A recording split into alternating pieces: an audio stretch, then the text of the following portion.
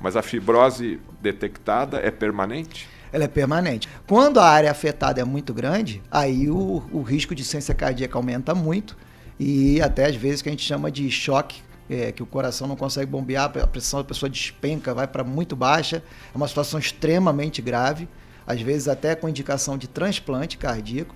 A pessoa que já é hipertensa e desenvolve miocardite, o quadro dela é mais grave ainda. Então, assim, é aquilo que a gente já comentou, aquelas pessoas que já são grupo de risco, hipertensas, diabéticas, que já têm uma cardiopatia prévia, às vezes uma doença coronariana, essas pessoas têm um risco aumentado de uma evolução desfavorável por conta do Covid.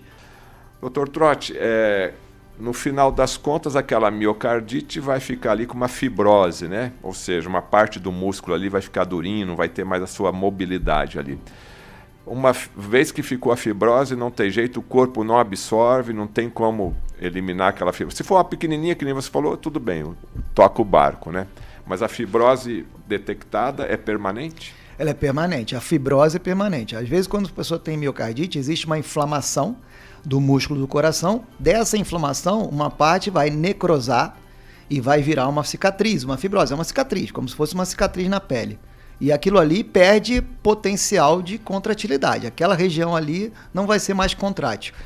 Quando for uma área pequena, não teria grandes repercussões, porque o restante do coração, em termos de quantidade ali, vai suprir aquela perda ali.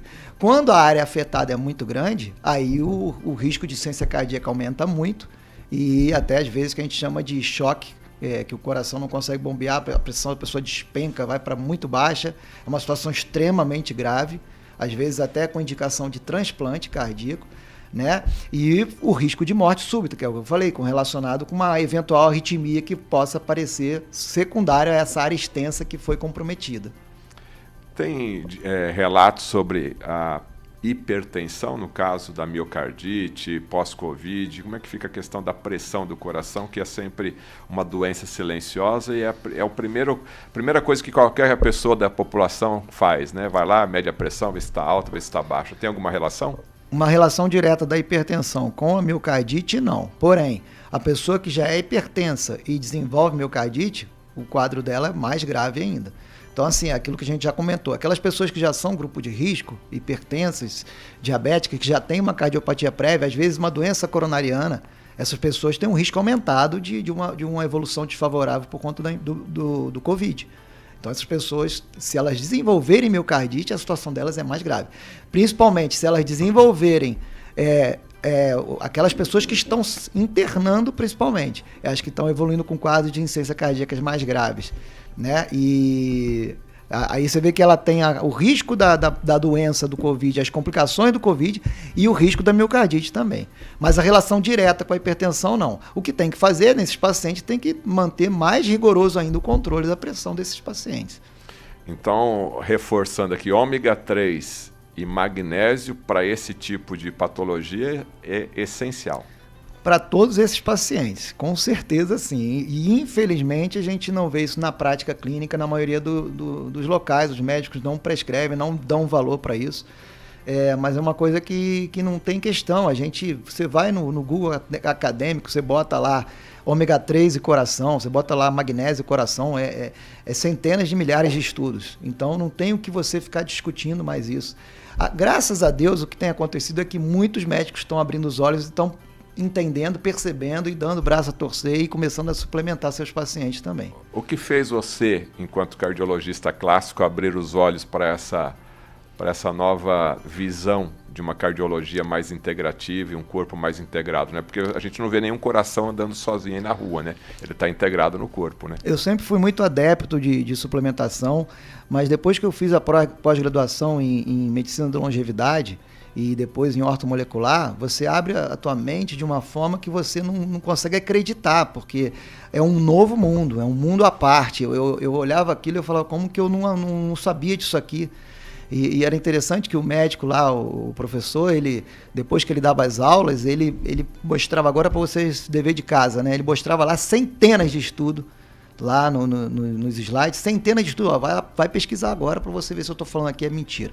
E outra coisa interessante é que a gente faz, quando a gente começa a ter esse conhecimento, você começa a fazer em você é o teu primeiro paciente. E a partir do momento que eu comecei a fazer suplementação de uma forma mais efetiva em mim mesmo, eu observei que era uma diferença absurda de vigor, de energia, de disposição, de tudo. E depois, fazendo a suplementação para meus pacientes, aí mesmo que não tem nem o que discutir, porque você vê o paciente voltar e dizer que está se sentindo muito melhor, e melhorou, e não está mais tomando medicamentos que ele estava tomando antes, em doses altas. Então, não tem o que ficar discutindo mais isso.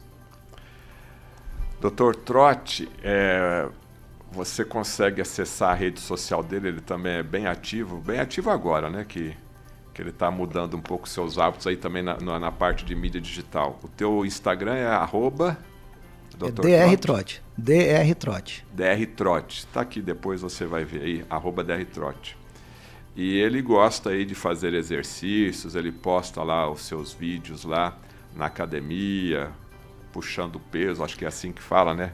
Puxando peso. Agora, tem uns colegas seus, cardiologistas, obesos, fumantes, né?